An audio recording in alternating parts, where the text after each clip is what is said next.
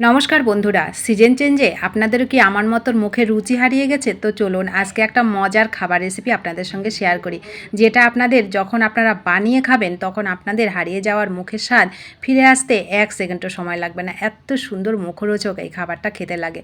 কোনো রকম তেলের ব্যবহার করতে হয় না, কোনো মশলার ব্যবহার করতে হয় না, শুধু সামান্য কয়েকটা জিনিস লাগে। তো তার জন্য গ্যাসটাকে অন করে আমি একটা তাওয়া বসিয়ে দিয়েছি। তাওয়ার মধ্যে দেখুন 2টো শুকনো লঙ্কা দিয়েছি, আর 1 চামচের থেকে একটু কম আমি সাদা জিরে এখানে ব্যবহার করেছি। এখানে কিন্তু আপনারা কালো জিরেরও ব্যবহার করতে পারেন। তো শুকনো লঙ্কা আমি আরও 2টো এখানে দিয়ে দিলাম, কারণ এই খাবারটা একটু ঝাল ঝাল কিন্তু বেশি ভালো লাগে খেতে। তো দেখুন আমি শুকনো লঙ্কা আর সাদা জিরা যেটা দিয়েছি সেটা সুন্দর করে কিন্তু ভেজে নিয়েছি। এইবার এর মধ্যে বড় সাইজের 2টো পেঁয়াজ আমি কুচি করে কেটে নিয়েছিলাম, সেটা হাতে একটু ভেঙে এর মধ্যে দিয়ে দেবো। আর বড় মিডিয়াম সাইজের 2টো রসুন আমি খুলে নিয়েছি, ওটা আমি এর মধ্যে দিয়ে দিলাম। এইবার গ্যাসটাকে একদম মিডিয়াম টু লোতে করে রেখে এটাকে সুন্দর করে ভাজতে হবে। এখানে কোনো রকম মশলা দেওয়ার কিচ্ছু দরকার নেই, শুধু স্বাদ মতন লবণটাই দিলেই হবে। কোনো রকম হলুদেরও কিন্তু ব্যবহার করতে হবে না। এছাড়াই হলুদ ছাড়াই এই সুন্দর কিন্তু এটার কালারটা হবে। তো দেখুন গ্যাসটাকে মিডিয়াম টু লোতে করে রেখে আমি সুন্দর করে এটাকে ভাজবো, এমনভাবে ভাজবো যেন পেঁয়াজটা সেদ্ধ হয়, রসুনটা সেদ্ধ হয়, আর খুব সুন্দর ভাজা হয়।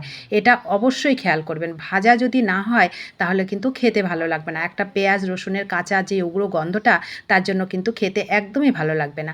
তো এটা অবশ্যই খেয়াল করবেন, রসুনটা যেন সেদ্ধ হয়, পেঁয়াজটা যেন সেদ্ধ হয়, আর খুব সুন্দর যেন একটা ভাজা হয়। যখন ভাজা হয়ে যাবে আপনি নিজেই বুঝতে পারবেন এটার থেকে খুব সুন্দর একটা কিন্তু গন্ধ বেরোবে। এই যে শুকনো লঙ্কা, সাদা জিরা আর রসুন পেঁয়াজ ভাজার খুব সুন্দর একটা কিন্তু গন্ধ বেরোবে। তো গ্যাসটাকে কিন্তু অবশ্যই মিডিয়াম টু লোতে করে রাখবেন, প্রয়োজনে একটু ঢেকেও দিতে পারেন, সেক্ষেত্রেও কিন্তু খুব সুন্দর তাড়াতাড়ি ভাজাটা তাড়াতাড়ি হয়ে যাবে। এই খাবারটা ছোটোবেলা আমার ঠাকুমা আমাকে তৈরি করে খাওয়াতেন যখনই জ্বর সর্দি হতো, আর তারপরে মাও আমাকে তৈরি করে খাইয়েছে। কোনো রকম তেল মশলার ব্যবহার করতে হয় না, খাবারটা এমনিতেই খেতে বেশ ভালো লাগে।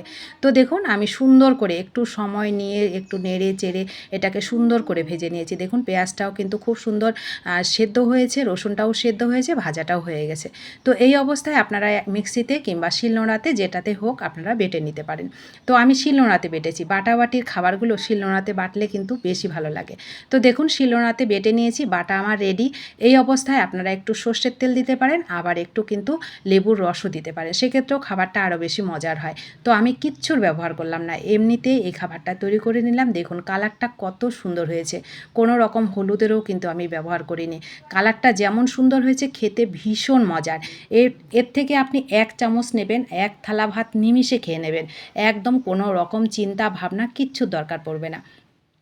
আর এটা যে শুধু ভাত দিয়েই খেতে পারবেন সেরকম কোনো ব্যাপার নেই, আপনি রুটি, পরোটা, ইডলি, ধোকা সব কিছুর সাথে কিন্তু খেতে পারবেন। খেতে ভীষণ মজার একটা খাবার, পুরানো দিনের হারিয়ে যাওয়া একটা খাবার, খেতে অসম্ভব মজার লাগে। আর আগের দিনে দিদা ঠাকুমারা কিন্তু কোনো রকম তেল মশলার ব্যবহার করতেন না, তাছাড়াই কিন্তু খাবারগুলো অনেক বেশি মজার হয়। তো যারা খেয়েছেন তারা তো জানেন, যারা খাননি তাদেরকে অনুরোধ করব একবার খেয়ে দেখবেন, আশা করি আপনাদেরও ভীষণ মজার লাগবে। তো কেমন লাগলো রেসিপিটা অবশ্যই কমেন্ট করবেন, ভালো লাগলে বাড়িতে তৈরি করে খাবেন, আপনাদের প্রিয়জনদের কাছে শেয়ার করতে কিন্তু ভুলবেন না।